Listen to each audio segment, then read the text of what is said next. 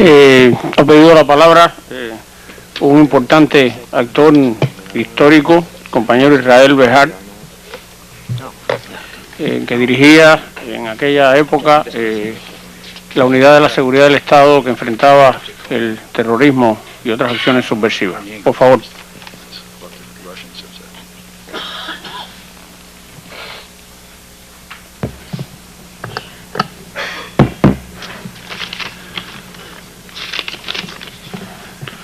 Compañero comandante en jefe, compañeros cubanos,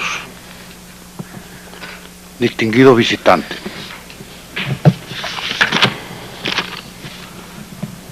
Nosotros quisiéramos, a modo de anécdota,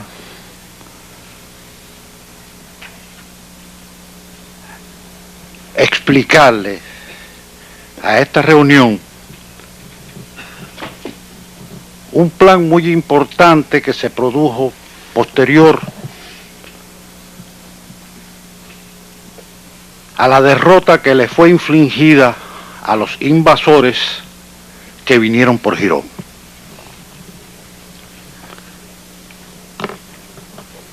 La desmoralización y el desaliento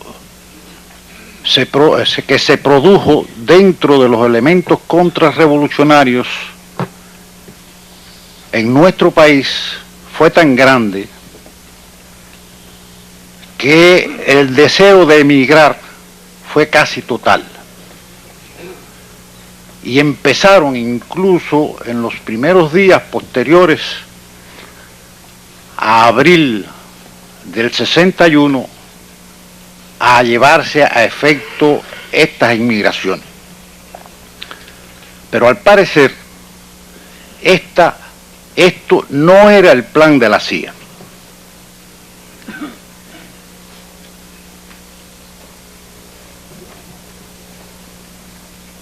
En los primeros días del mes de junio de ese año, se produjo una reunión con un grupo de jefes de la contrarrevolución cubana, o sea, de las organizaciones contrarrevolucionarias en Cuba.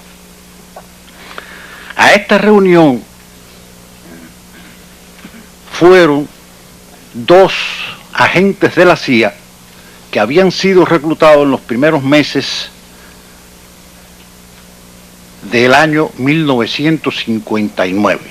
Estos eran Alfredo Izaguirre de la Riva, un elemento de la alta burguesía cubana, y José Puyal Mederos, también de la alta burguesía de Cuba.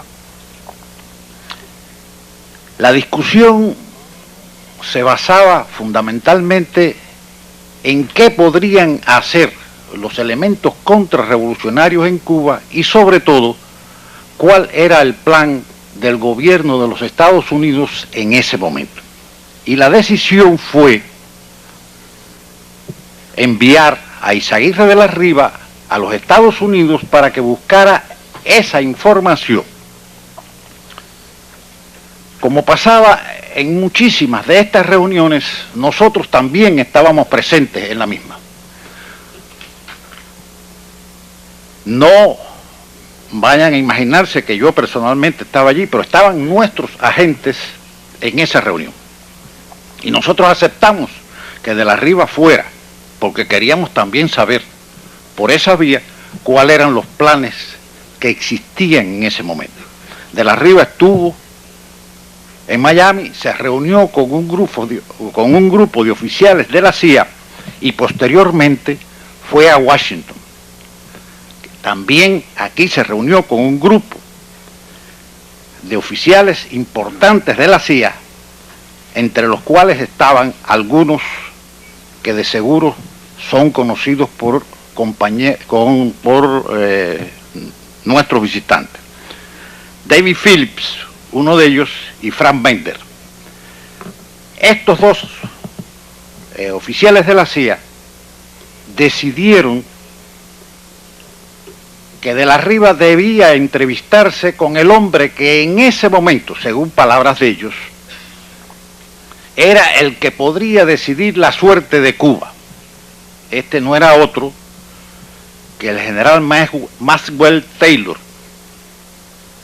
y lo llevaron a su despacho en el Pentágono. En esta reunión, el general Maxwell Taylor, que recibió a De la Riva, estaba vestido de civil. Había otro ciudadano que por las formas de su expresión parecía ser del Departamento de Estado, y otro que al parecer era de la CIA. La discusión se dio alrededor de lo que podrían hacer las organizaciones contrarrevolucionarias, y se llegó al criterio que realmente, fueran más o fueran menos, no podrían hacer mucho contra la Revolución Cubana. Pero allí se planteó que la solución que estaba en manos del gobierno de los Estados Unidos no vendría por sí sola. O sea, tendría que existir alguna acción importante, y más que importante incluso, para que los Estados Unidos se decidiera, después de los de Girón, a intervenir directamente. Y aquí surgió el Plan Patty para los americanos y el Plan Candela para la contrainteligencia cubana. Alfredo de la Riva volvió a Cuba y en su apartamento del edificio Foxa informó de esta situación. ¿A qué se refería el Plan Patty? El Plan Patty pretendía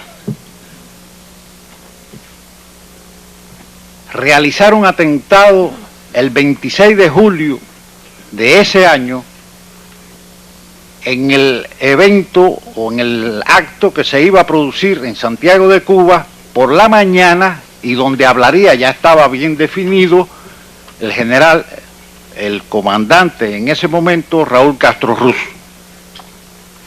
Se le tiraría con una ametralladora 30 desde una casa cercana a este lugar.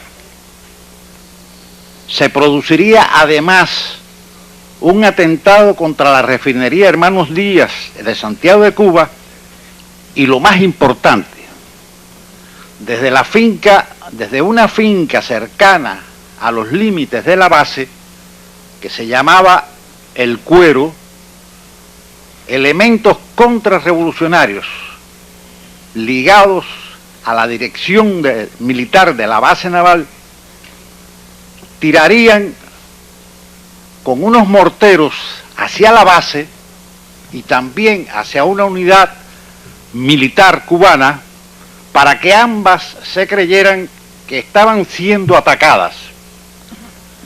La base, supuestamente como una represalia del gobierno cubano por el atentado que se le había realizado al comandante Raúl Castro. Y la unidad nuestra, como respuesta a que se le estaba atacando, iban a atacar. Esto daría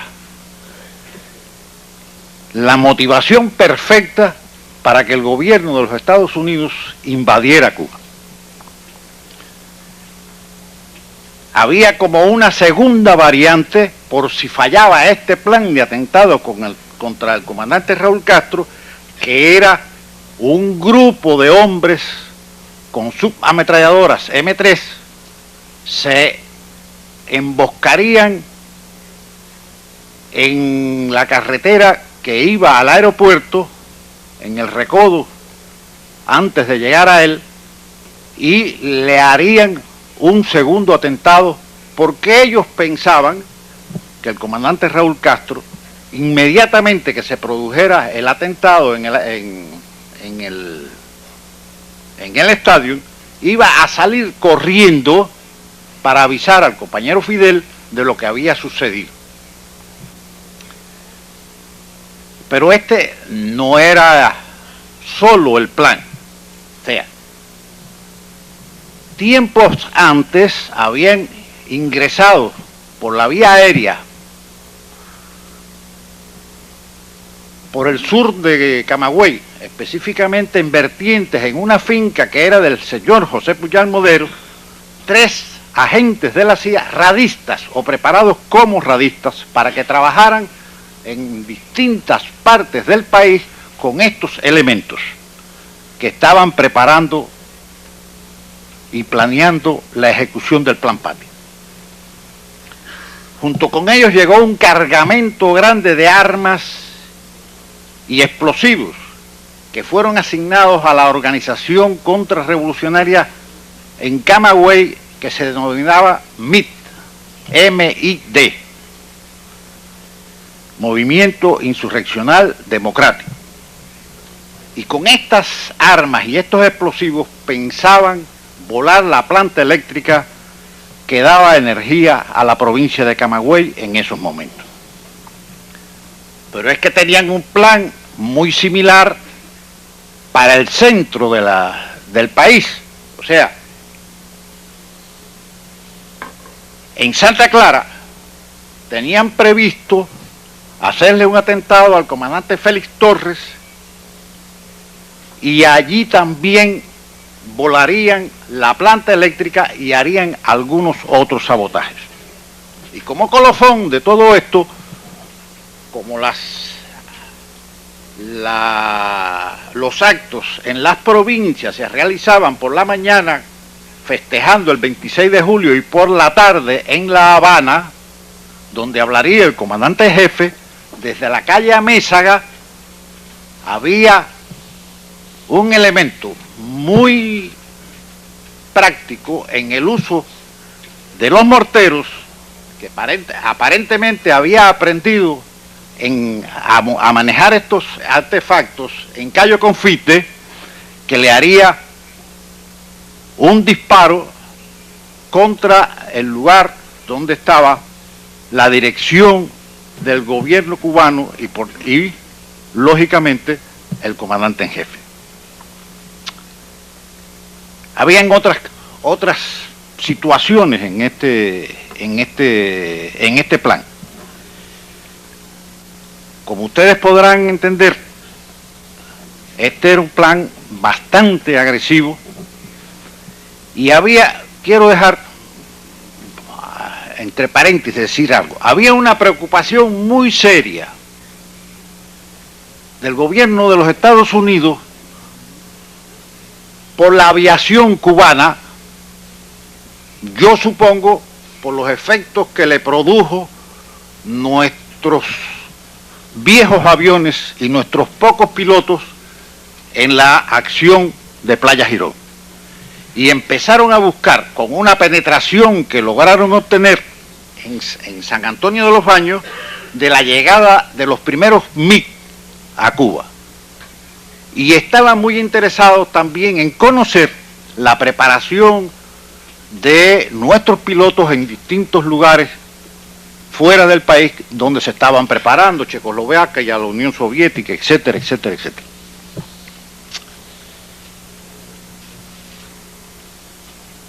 Como ustedes verán, en este caso había por lo menos en el concepto del general Manuel Taylor la idea de una invasión siempre que existiera el pretexto con fuerzas directas de los Estados Unidos.